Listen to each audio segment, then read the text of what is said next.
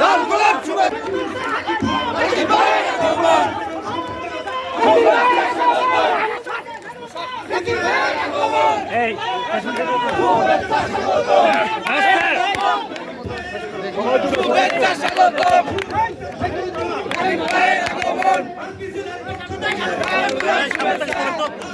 এই সামনে থেকে সরো, সামনে থেকে সরো,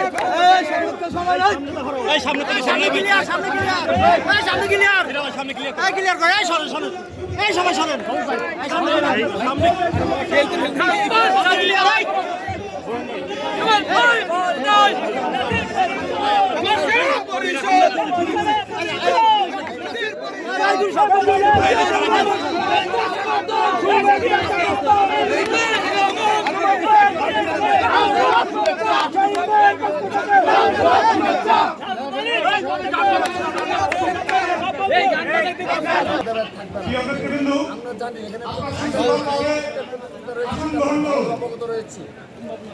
বাংলাদেশ জাতীয়তাবাদী ছাত্র দলের একটা সুসংগঠিত সংগঠন আপনাদের একান্ত অনুরোধ করে আমরা বলছি আমাদের সহযোগিতা করুন।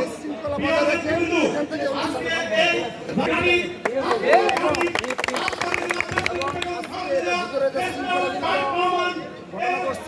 সেটার ব্যবস্থা আমরা আজকে সবাইকে বুঝতে পেরেছি। সংগঠনকে দাঁড় করে দিতে হবে। যারা এই ভূমিকা পালন করবেন তাদেরকে সাংগঠনিকভাবে আমরা পুরস্কৃত করব, আর যারা এই ধরনের ভূমিকা পালন করতে ব্যর্থ হবেন আমরা তাদেরকে সাংগঠনিকভাবে নির্দেশ করব। আমাদের স্পষ্ট বার্তা, দেশ নায়ক জনাব তারেক রহমানের স্পষ্ট বার্তা, এবং সে সকল ক্যাম্পাসে আমরা অবগত রয়েছি, আমরা সেই বাস্তবতা জানি যে সেখানে ছাত্রলীগের দখলদারিত্ব রয়েছে। সেখানে শুধুমাত্র ছাত্রলীগ নয়, আওয়ামী লীগের লেবাসদারি কিছু শিক্ষক রয়েছে, তাদেরকে শেল্টার দেয়। শুধু তাই নয়, আমরা সেটা অবগত রয়েছি।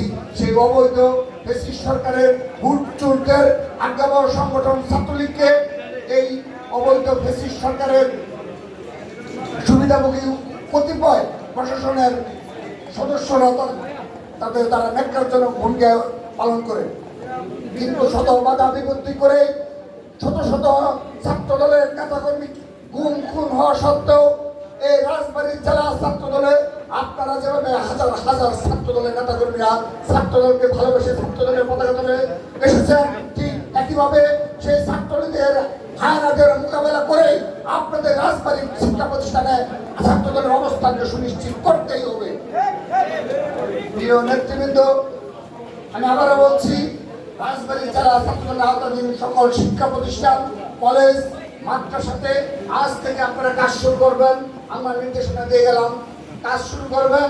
সেখানে ধীরস্থিরভাবে যে সকল সাধারণ শিক্ষার্থী রয়েছে, তাদের মাঝে জনপ্রিয় যে সকল ছাত্রনেতা রয়েছে, তাদেরকে মূল্যায়ন করবেন এবং সেখানে সংগঠনকে সাংগঠনিক ভিত্তিকে আরো বেশি বেগবান এবং মজবুত ভিত্তি